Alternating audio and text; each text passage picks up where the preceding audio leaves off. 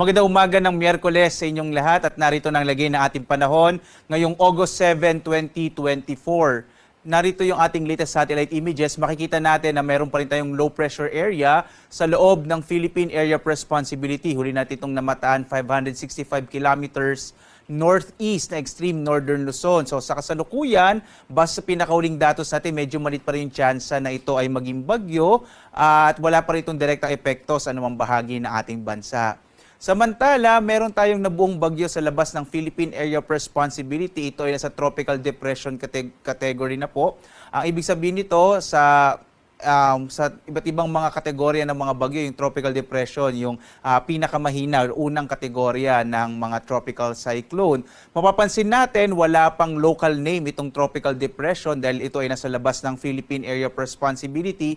Wala rin itong international name dahil ang mga bagyo na nasa tropical storm category, yung mga bagyo na binibigyan natin ng international names. So, sa ngayon, isa pa lamang siyang tropical depression mula low pressure area, naging tropical depression na or naging isang bagyo na nga itong low pressure area na huling namataan, mahigit 2,000 kilometro east, northeast, extreme northern Luzon. Muli, nasa labas ito ng Philippine Area of Responsibility.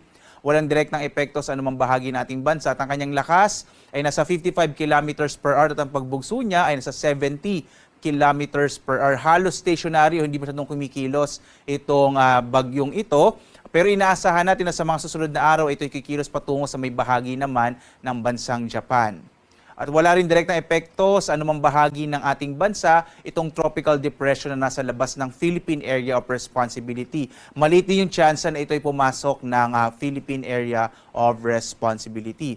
So sa ngayon, ang pinaka nakaka-apekto sa ating bansa ay ang southwest monsoon o yung tinatawag pa rin nating hanging habagat. At ito magdadala ng mga pag-ulan, lalong-lalo na dito sa may western section ng central at southern Luzon. So asahan pa rin natin yung mga pag-ulan, lalong-lalo na dyan sa may bahagi ng Bataan, Zambales, Occidental Mindoro at dito sa may area ng Palawan.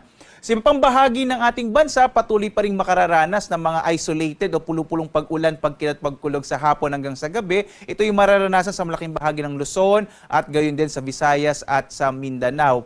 Posible din yung mga pag-ulan sa madaling araw. Ito yung mga early morning rain showers na isa sa mga katangian ng southwest monsoon o habagat. So patuloy tayong magbibigay na update, lalong-lalo na dito sa mga binabantayan natin na iba't ibang mga weather systems. Asahan pa rin natin na sa mga susunod na araw, patuloy yung epekto ng hanging habagat, lalong-lalo na sa may western section ng Luzon, yung particular na nga yung area ng Bataan, Zambales, kaya din sa may area ng Ilocos Region.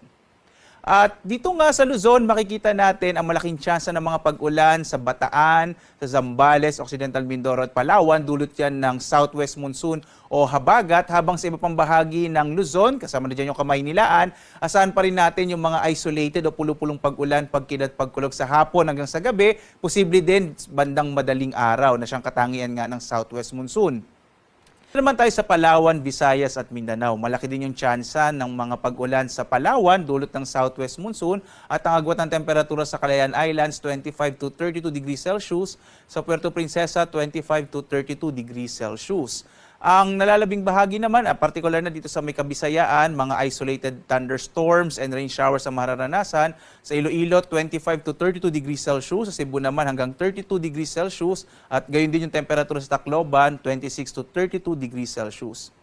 Malaking bahagi din ng Mindanao ay makararanas ng mga pulupulong pag-ulan, pagkilat, pagkulog dulot ng mga localized thunderstorms sa hapon hanggang sa gabi.